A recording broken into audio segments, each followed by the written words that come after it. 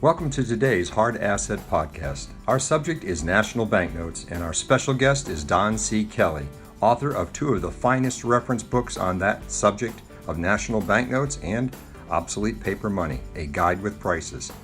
Don's book on national banknotes has been the Bible for collectors and dealers for decades, and a must-have book for anyone interested in collecting national banknotes. I've known Don for many years, and he is considered one of the most knowledgeable experts in the field. Here now, our recent podcast with friend and fellow collector dealer, Don C. Kelly. Welcome to today's Hard Assets Podcast. Our special guest today is Don C. Kelly.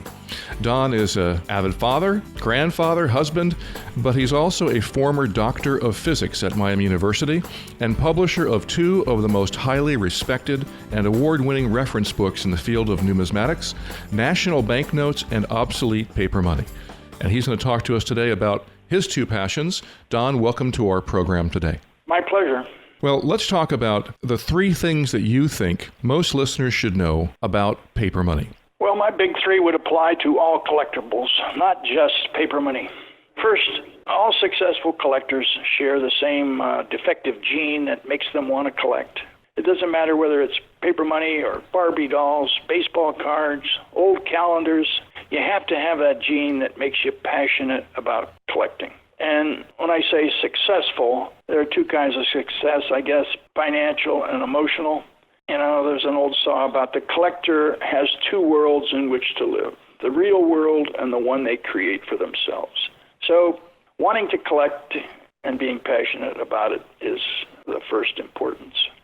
Secondly, that passion has to kindle a desire to learn more about your treasures. Your rewards from collecting grow in direct proportion to your knowledge about that. Bill Youngerman in Florida is a perfect example of how that passion kindled the desire to learn more. Bill started out, he was a coin and bullion dealer, and he discovered paper money, and he started from scratch. He didn't know a whole lot about it, but that changed. It changed quickly because of his passion. And today he has the foremost collection of Florida paper money that's ever been assembled.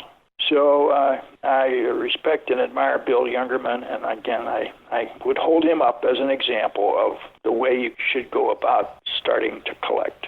The third point would be it's important to share your passion. That's very important. It not only benefits you, but it benefits others, financially and emotionally. There's a saying that only one of the three Ds can separate a collector from their collection: death, disease, or divorce. But it's got a ring to it, but it's true. There will come a time when you must move on for one of those three reasons. And that's the time you want a strong market for your treasures. It's wise to help create that future market. Sharing your love is fun, and it will help promote a healthy future. That's my big three.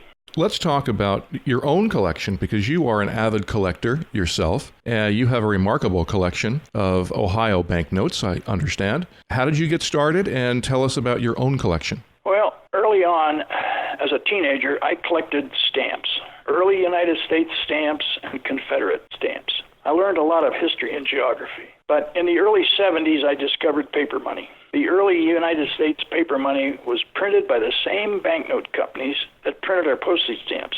The banknotes were 20 times as large as the stamps, and you didn't need a magnifying glass to appreciate their details. Early on, I focused on national banknotes. National banknotes are U.S. money issued by the federal government to chartered banks. They were issued over a span of about 70 years, beginning during our Civil War. Several things attract collectors to national banknotes. The face of a national banknote bears the name of the bank, the name of the town where the bank was located, and the names of the bank officers, the cashier and the president. It's often referred to as hometown paper money. I bought my first national banknote in Chicago at a Marshall Field's department store. It was a note from the First National Bank of Youngstown, Ohio. Now, I was attracted to it because I was born and raised a few miles south of Youngstown. Everybody has a hometown. There were over 12,000 national banknotes chartered that issued these notes. So lots of collectors can enjoy their own hometown paper money. I also became fascinated by the names on national banknotes, the names of the banks and the towns.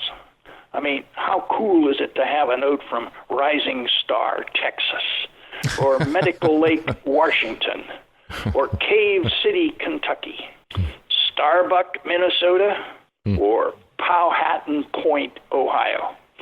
The one that really fired me up was a $5 note issued to the Day and Night National Bank of Pikeville, Kentucky. The Day and Night National Bank, yeah, that's on our own money. You can spend it. Pikeville, Kentucky is in the heart of hard coal country in eastern Kentucky. It stayed open until 8 p.m., unlike most other banks that closed at 3 p.m.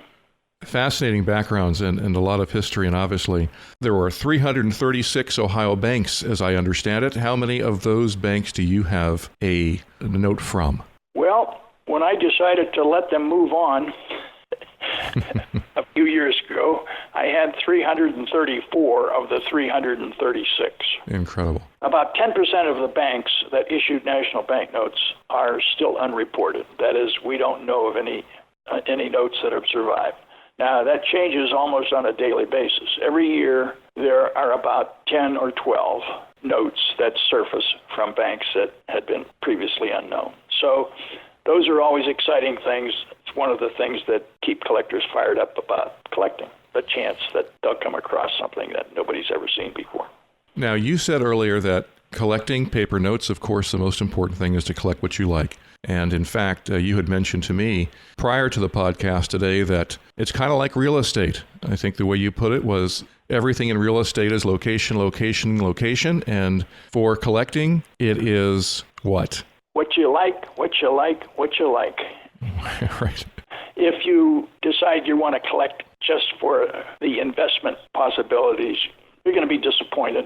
Right? The financial return will take care of itself if you concentrate on the fun and the enjoyment that you get out of it. Now let's talk about the investment potential of paper money, or the reality of the opportunity for investment with paper money. How do you see it? What are your thoughts about it? You'd mentioned something about paper money as a hedge. Well, I'm often asked by usually beginning collectors, is paper money a good investment? And my answer is that paper money is a good hedge against inflation. If you buy a collectible banknote, its value increases almost solely due to inflation. The good news is that the value of the note does increase because of inflation. If you use the rule of 72 on collectible paper money, it works out to be approximately 4% over periods of 30 to 50 years. There's a high-profile example of that. It's the so-called Binion hoard of $10,000 bills. Benny Binion was a Las Vegas, Nevada icon. He displayed a group of 100 $10,000 bills at the entrance to his Golden Horseshoe Casino. $1 million in cash. It was a tourist attraction. Well, the 100 notes were sold and became part of the numismatic market about 30 years ago. They were sold to collectors at prices of about $30,000 initially. Today, they are in the $120,000 range, a factor of 4. So they've doubled twice in about 30 plus years. So if you use the rule of 72, that works out to be something better than 4%, but less than 5% return on investment. What is the best way to maximize potential return on investment on banknotes? The higher the quality of the note, the more liquid is the investment. You can find notes that are incredibly rare, that are unique, but most of them would be lousy investments because they're ugly and they don't have any historic significance.